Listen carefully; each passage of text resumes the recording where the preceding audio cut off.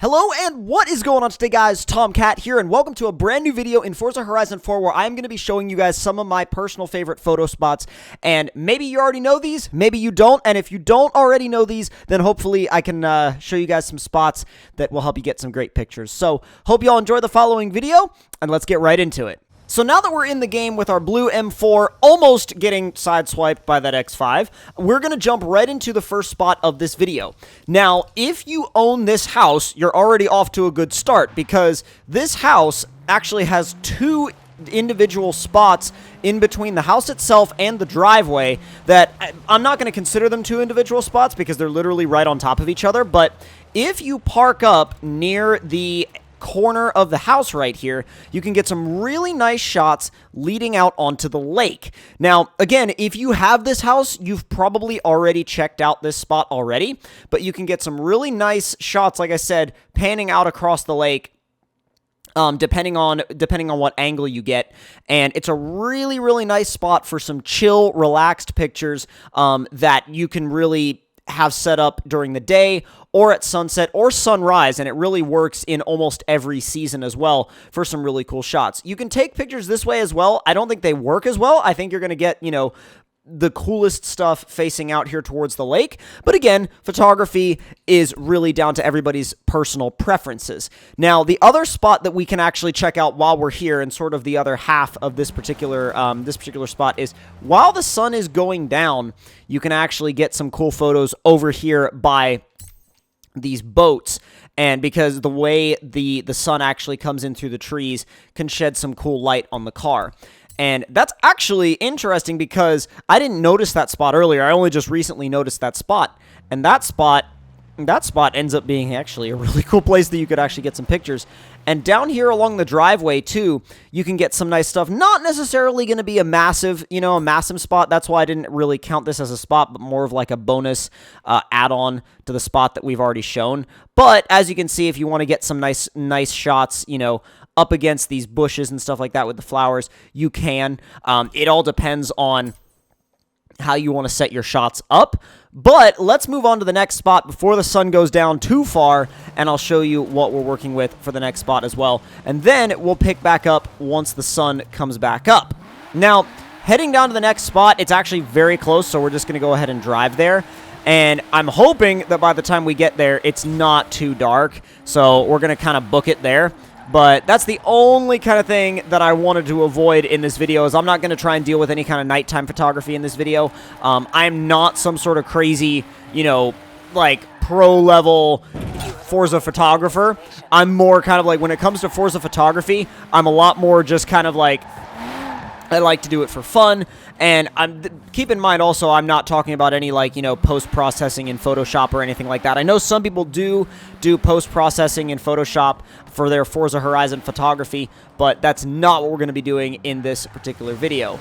Now, if you want to get some reflection shots, this is actually a really cool spot to do it, because once you wait for the water to kind of settle down, it's a lot easier to do this when you actually have direct sunlight, but nighttime shots can be really cool here as well, especially if you've just stepped on the brakes, because your glowing rotor will kind of give you this nice reflection in the water. You can get a really cool side profile with the ripples, and you can get a really nice reflection shot. This is kind of a partially obvious spot and partially not so obvious spot, because if you happen to activate photo mode while you're driving by, you may get some cool shots, or you may have just been driving past it the whole time and not even realized it was here. So again, whether or not you can get a nice reflection shot here definitely depends on the time of day, but some things, you know, like towards evening and nightfall can really come out very well. Now, our next spot, we're going to wait until sunrise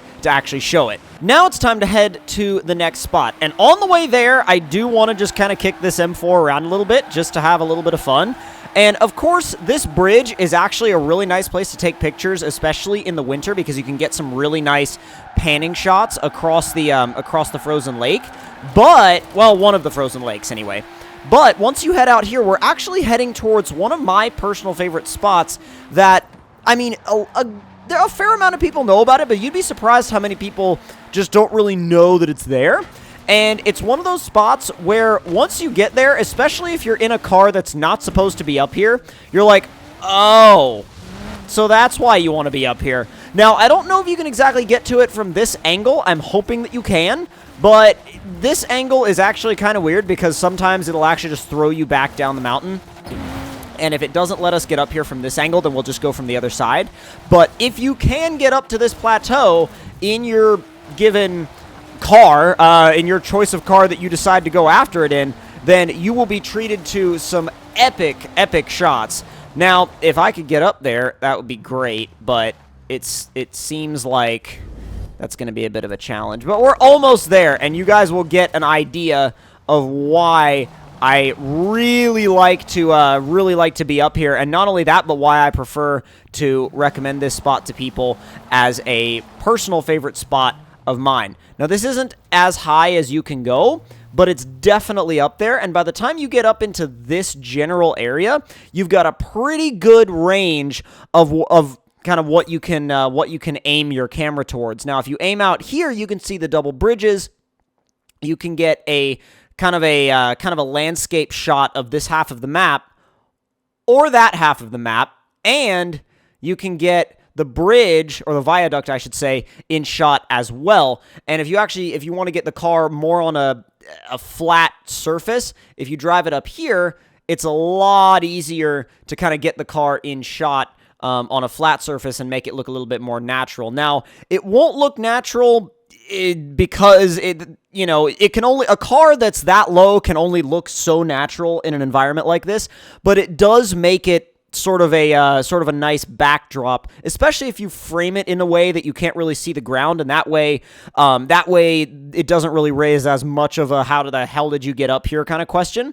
But it still is a really nice place to shoot either road cars or off-road cars, and it really kind of conveys the scope of what this map really is, and what it actually is capable of in terms of just the draw of the whole thing. And that spot's exact location is right about here along this mountain range. Now, the next spot is right here, and if you've ever wondered where people get those crazy cherry blossom pictures, they get them right here. Now, the cherry blossoms will not be in bloom. They only have that pink look in the spring season, and we are in summer right now. However, you kind of still get this nice little tree tunnel that you can actually drive through and drive into that still looks very, very cool. So you've got one right here, which is a little uneven. I mean, you can use it if you want.